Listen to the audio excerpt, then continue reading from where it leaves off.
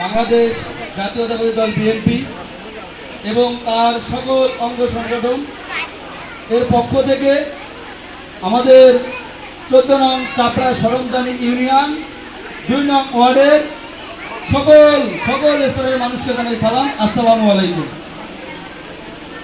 আমরা দীর্ঘদিন থেকে নীলফামারী 2 আসনে কোনো ধানের শীষের প্রার্থী পাই নাই, কিন্তু এমপি পাই নাই।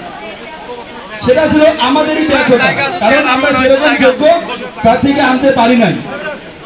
আমরা মনে করি এইবার আমরা সেই যোগ্য প্রার্থীটাকে নিয়ে আসতে পারছি। আচ্ছা, আপনারা আমাদেরকে কেন ভোট দিবেন? ভোট দেওয়ার জন্য একটা যোগ্য মানুষ দরকার।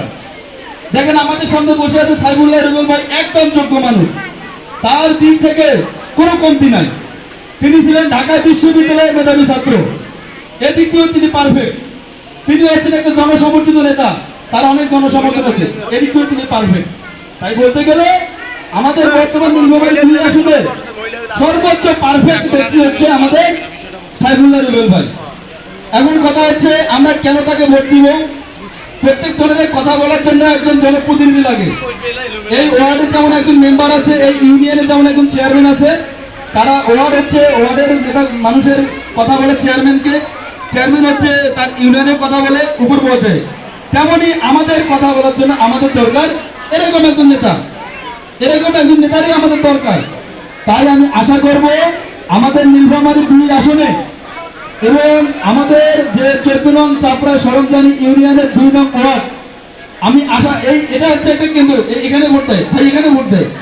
আমি আশা করব এই সেন্টার থেকে নীলফামারীর সমস্ত ওয়ার্ডের মধ্যে এই সেন্টার থেকে সর্বোচ্চ ভোট পড়বে। আমরা সকলে একমত। আমি ক্ষমা চেয়ে নিচ্ছি। আমি সকলে একটু হাত উঁচু করে বলতে চাই, সকলে আপনারা ধানের শীষে ভোট দিবেন তো? সকলে ধানের শীষে ভোট দিবেন তো? আমাদের মার্কা কি? আমাদের মার্কা কি? আমরা ধানের শীষে ভোট দেব তো? ইনশাআল্লাহ। আলহামদুলিল্লাহ। আমরা সকলের সুস্বাস্থ্য কামনা করি এবং রুবেল ভাইয়ের সুস্বাস্থ্য কামনা করি। রুবেল ভাইকে আমাদের ওয়ার্ডে আসার জন্য তাকে আমাদের ওয়ার্ডের পক্ষ থেকে আন্তরিক ধন্যবাদ ও শুভেচ্ছা। এই বলে আমি বক্তব্য শেষ করছি। সবাইকে আসসালামু আলাইকুম ওয়া রাহমাতুল্লাহ।